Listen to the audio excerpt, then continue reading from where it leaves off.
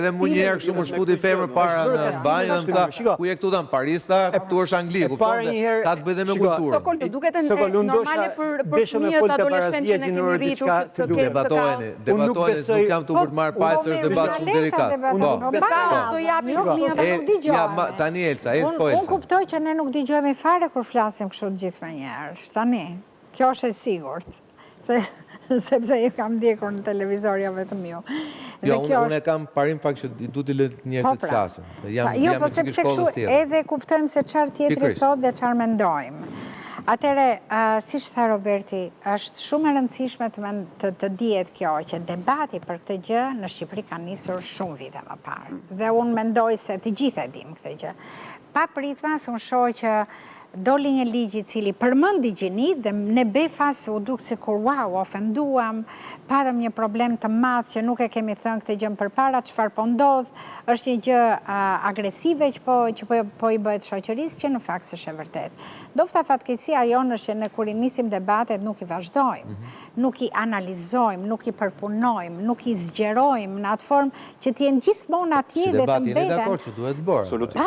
Jo vetëm një debat, po një informacion për të edukuar dhe brezat e rinja, po për të futur në kurikulën shkollore një shqetësim i tillë. Se kjo është problemi ta. Është shqetësim. Ky është problemi sepse nuk është miratimi i ligjit, është për me shku në për shkolla. Ska lidhje, ligji është. Po pra, jo, ky është problemi sepse duhet të hapet një rrugë që këta lloj robësh. Jo, ska lidhje. Jo, të shkojnë në për shkolla dhe të fillojnë duke i thënë fëmijëve, ti dukesh si vajzë. Ti dukesh si mos e bëjnë në mënyrë kaq agresive, se nuk është kjo që duhet. Para nuk është kështu i herë. Ne po flasim për projektin. A ka ndodhur që janë kap edhe kam përzuar shumë dhe e kam duke bërë këtë propagandë? Një sekond,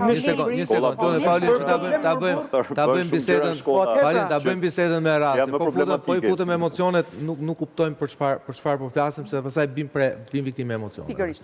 Sepse kur ti thua janë ata lloj ropsh, këto në këtë moment. Të njerëz, më fal, kërkojnë ndjes. Domethënë, bim dakord që në çdo rast po flasim për njerëz. Dhe duhet të respektojmë robët e Zotit janë gjithë. Jemi të gjithë, vetëm me gjithë defektet dhe mëkatet tona jemi prapë të atij të gjithë. Këta njerëz. Po Dorina, për ndryrë dhe pastaj për përgjigjet e Ta marrim nga themeli. Ku ndryshon seksi nga gjinia? Fjala gjinia është krijuar në vitin 1950 pas luftës së dytë botërore, dhe ne e dim mirë se kush e ka krijuar këtë, nga John Money, i cili ishte një seksolog psikolog i absolutisht i sponsorizuar për të bërë një eksperiment me një mashkull i cili përfundoi të vriste veten, ku ndryshoi gjinin nga mashkull në femër. Për shkak se ishte djeg i vogël. Flet për transgjenorët. Një sekond, dhe ai vrau veten. Etika e mjekësisë në 1980 e dënoi rëndëtar dhe e nxorrën, një sekond, se kemi pasur një fazë të historisë së njerëzimit kur ka qenë edhe një problem psikologjik.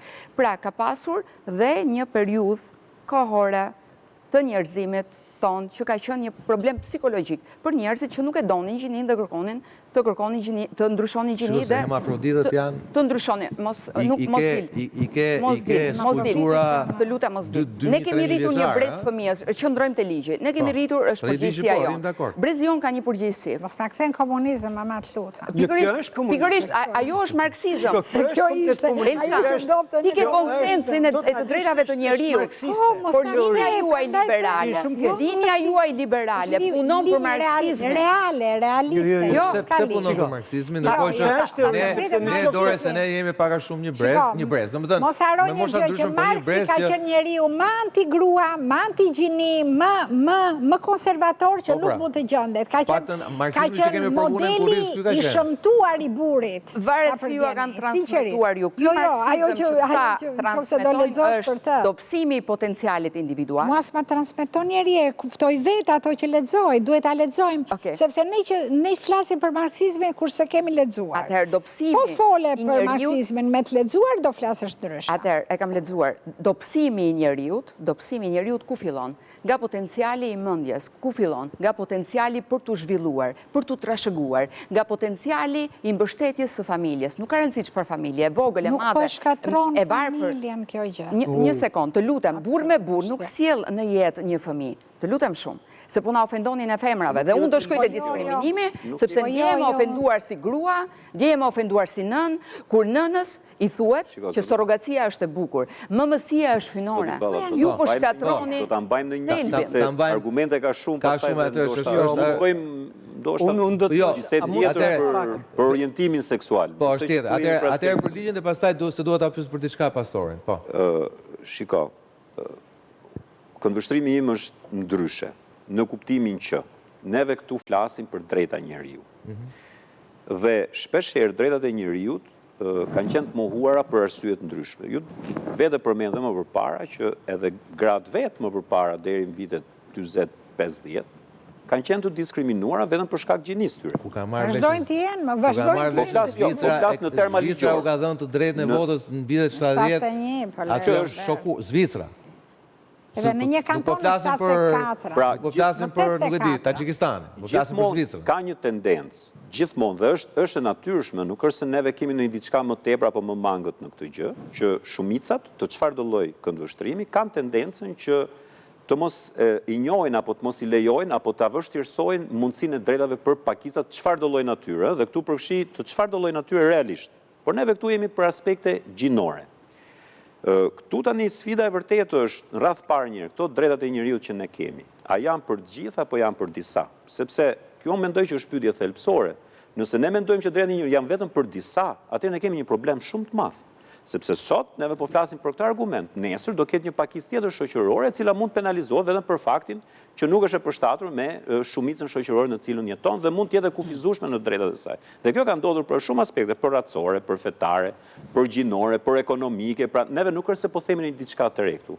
Aspekti tjetër këtu është, dhe unë du të ngul këmbë në këtë gjë, është që ky ligj nuk krijon, ky ligj rregullon. Pra ky ligj konstaton që ka disa situata faktike, të cilat nuk kanë lindur dje, as sot.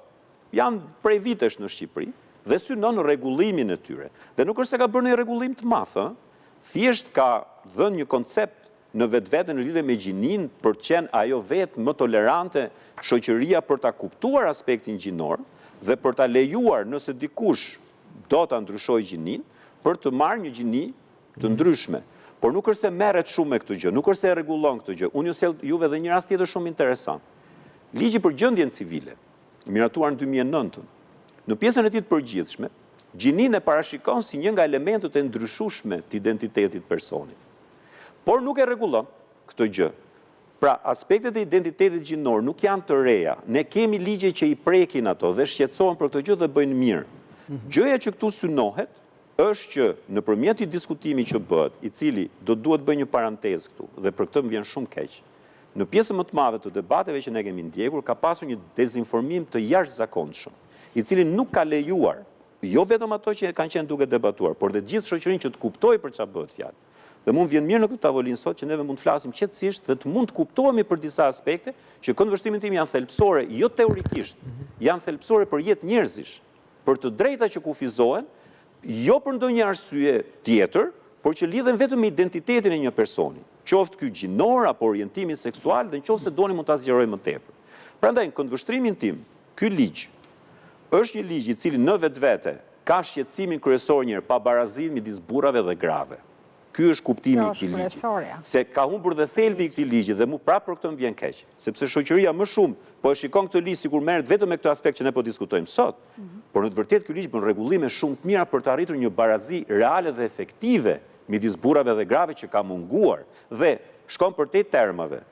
Zonja Mema tha që koncepti gjini ka lindur në 1950. Është vërtet. Nuk e di. Jam ignorant në këtë gjë. Ama të vërtetë do t'rregoj edhe historinë. Që ndarja gjinore në shoqëri ka lindur mijëra vjet përpara. Pra ne po flasim për situata de facto, nuk po flasim thjesht për koncepte këtu dhe për terma. Dhe a kanë një problem të gjinit me njëra tjetrën? A ka një gjini që ndjehet më shumë e diskriminuar në shumë fusha të jetës, për shumë arsye të ndryshme, historike, kulturore, ekonomike, shoqërore? A është e tillë? Atëherë ky ligj këtë synon. Megjithëse tani kanë dalë ca marshë që protestojnë. Barazia gjinore kjo është mirë është ajo, sepse do duhet shikohet dhe ky lloj diversiteti edhe në sjellje. Por që në synimi ky është, dhe ndër të tjera reflekton dhe realitetin... Realiteti është ky, më falë. Jo, realiteti është ky që ne kemi probleme shumë të mëdha në lidhje me gjendjen e grave në këtë vend, sikurse në gjithë botën, po këtu tani akoma më shumë, dhe ne merremi vetëm me një fjalë të vetme, në një nen të vetëm, diku atje larg, i cili na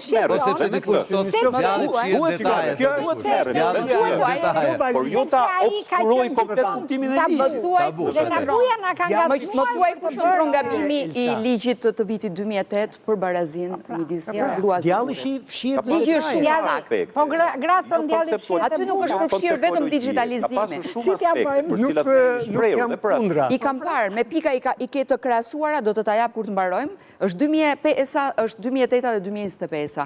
I ke me pika krahasimet dhe këtu ndryshon vetëm fjala që është gjini gjithë përfshirëse. Një e para. Keni futur tek buxheti. Tek buxheti ju kërkoni që në politik bërje të jetë kudo kjo fjala gjini gjithë përfshirëse, por në barazinë e kuotave të klasës punëtore, ku ne po shkojmë drejt një komunizmi, ku femra do punoj 50 me 50, në çdo njoftim duhet ishte femër mashkull, sepse i lexuam që kishin dhe penalitete. Nëse diskriminohet thot me një njoftim pune, ka penalitete. Në qoftë se njoftimi është diskriminues kur Dhe ka shumë njoftime diskriminues. Kur nuk kërkojnë femra, sepse është një profesion që duhet ta bëjnë femrat. Në depilim nuk mund të çojmë dot një njoftim që kërkojnë burrat 50-50. Po pse jo? Jo, zotërisht, nuk e bëjnë hapur edhe sepse kemi një etikë tjetër. Ju të drejtën nuk e shikoni në bazë morale. Se puna u dashka dallun. Konservatorizmi të drejtën, jo, konservatorizmi të drejtën e shikon në bazë moralit, kemi vajza adoleshente, por e drejta është ndërtuar mbi moralin dhe ju po shkelni çdo moral etik njerëzor. Ka etike morali njeriut i gruas, i punës. Ti je njeriu, jam njeriu. Po, nuk dua të kem mishkuj në një estetik ku unë jam. Jo, gruaja vetë s'është dakord. Elsa, atëherë duhet e jap fjalën, po vetëm janë disa, okay, një sekond, minjerat, të lutem 50 me 50, ta mbarojmë. Që ta dinë dhe njerëzit për çfarë flitet. Nuk çon femra në detyrim punën e minjerë. Një sekond. Por ama jep të drejtë edhe një femër që të Jo, janë kuota 50 me 50 që s'është e detyrueshme. Po si do e çosh do i mushësh në zonë janë kuota 50 me 50. Çfarë do të thotë kuota 50 me 50 në punë në çdo lloj profesioni? Nuk e ke caktuar çfarë profesionesh. Me qenë se përmende minjerat, vetë ky ligj thot që për ato punë të cilat janë klasifikuara jo vetëm të vështira, por që dëmtojnë. Jo, të çonte në një nënt ku flet vetëm për gratë shtatzan. Dhe nuk thot për asnjë. Jo vetëm për gratë. E kam lexuar me detaj. Për gratë, ka shumë kategori. Jo, nuk përcakton asnjë lloj pune. Shiko. Edhe një herë, dhe unë jam dakord me atë që u tha. Ligji jep mundësi në këtë situatë. Nuk të detyron. As ndryshosh gjiniën, se është shitur edhe kështu ky listë. Detyron ndryshosh gjiniën. Jo, vetëm një debat mundabet, Elsa, ajo që thatë ju përmendët shkollat. Pra, dhe këtu debati pastaj bëhet sensitiv temi nga ata që kanë temi edhe për shkak se konservatorizmi sot është shumë në mos të dikur. Kjo e shkollave që ju përmend. Unë përmenda më falë, pastor, një moment. Që besoj është sensitive për ju. Unë fola për çështjen e diskriminimit, konceptet e diskriminimit, dhe thash, ky është debat, thash që ka filluar që 15 vjet përpara, që në 2010 të paktën kur u mbaroi ligji, po dhe më përpara ishte nisur. Ky debat duhet të vazhdonte në një mënyrë gjithmonë duke u updateuar, gjithmonë duke parë se çfarë realiteti jemi dhe çfarë ndryshimesh mund të bëjmë, dhe sa thellë dhe sa mirë e kuptojmë në këtë, apo nuk e kuptojmë. Çfarë analize duhet ketë? Çështja e diskriminimit është çështje shumë e rëndësishme për shoqërinë shqiptare, se shqiptarët janë diskriminues, nuk e kuptojnë vetë, por janë për arsye historike, për arsye traditës, për arsye të komunizmit, për arsye të shumë gjërave, janë diskriminues tipik, do thosha. Madje bëjnë diskriminimi, mënyra se si burat flasin për gratë janë që këtu e nisë, dhe mënyra e tyre është, do të thënë edhe format e përmbajtja ne na çon atë, ne jetojmë me njëri tjetrin dhe na duket sikur kjo është normale, po në fakt nuk është. Pak krahasim të bëjmë, pak të largohemi nga një tjetër lloj kulture, ne shohim që bëjmë skifo. Do të thënë, është një gjë shumë tipike, dhe unë them çështja e diskriminimit, e cila të bën të ta hap mendjen, sepse do shkosh vetvetiu në ca pyetje, edhe nxënësit dhe fëmijët, dhe nuk do thosha tamam fëmijët, sepse ndofta nuk janë ata të cilët duhet marrin pjesë në këtë debat. Por të rinjt, po mendoj se të rinjt. Pak delikate. Ideja është ta fusim në këtë debat tek fëmijët. Jo, mos e mendojsh, gjinie dhe orientimi. Unë dikte, në vitet 80, do falë nuk të them një gjë. Ja, ta mbarë dhe këtë viteve 80 i fjallëm për Paulin i Gjrej. Në viteve 80, kur në ndishtim televizionin italian, i cili është vetëmja dritare dhe derë që, ose një qimë e hapur. Po, se cili kishte dikushte grekët. Dhe unë bajmënd që italianët bënin një emision të mëngjesit fare dhe ata shpegonin marrëdhënie seksuale nëpërmjet kartonave, nëpërmjet arushkave. Si që po bëjnë tani? Po, pra. Netflixi po bëjnë shumë filma. Tani, e gjithë kjo por në atë kohë, në një kohë si që ishte Shqipëria, se ti ndofta nuk e di këtë gjë, në një tabu të tjerë zakonshme, në një vënd që nënat dhe babalarët nuk të regoni si ishin lindur fëmijët, nënat paktën dhe thoshin të kanë zirë nga sqetulla, dhe me thonë kjo ishte një nga gjërat më të rënda. Ama prindi të bëjnë një shaka me fëmijën? Jo, nuk është shaka, jo, ishte informacion. Gjdo prind pret kohën. Jo, shaka nuk ishte. Ma the vetë pret kohën e shimeve. Pauli, fjalla. Nuk dorim do të ne të fëmija. Do t'ja thuash fëmija. Unë e kam provuar me vajzën time, ja kam thënë që kur ishte 3 vjeç, ka hapur syt, ka marrë në telefon kushurin e caj që ishte po ashtu moshatar, i cili tha, po s'më ka thënë mami kështu, mami veti kështë të ndrysha. Që punesetu dhe s'ma. Ne, nuk na gjeti asgjë që na e kjo ishte. Na ka gjetur gjë. Por, nuk ka qënë. Dhe unë i the faleminderit prindërve që më kanë dhënë çdo gjë në kohën e dur. Dhe është shumë gabim të shkelësh kohën biologjike, quhet eksperiment. Nuk mund ta shkelësh dot kohën e pubertetit. Është vërtet kjo? Rina, jo në mënyrë të përgjithshme. Koha e pubertetit, të lutem. Unë them tjetër që informacionit që u jepet fëmijëve duhet të dihet si të jepet. Metodologjia duhet zgjedhur. Ky ligj nuk e përmend prindin as. Për fat të keq skemi as metodologji edukative që ta sjell këtë gjë dhe ta bëj këtë gjë. Por ke një ne në 32. Ne në 32 ka një mangësi. Jo, duhet pas publicitetit. Pas publicitetit. Mirë, shkojmë një ndërprerje të shkurtër deri kthehemi, të flasim pak edhe për ndikimin politik rreth i debatit, tashmë që liberalizmi dhe konservatorizmi temi janë në një përplasje ballë për ballë. Kthehemi pas pak.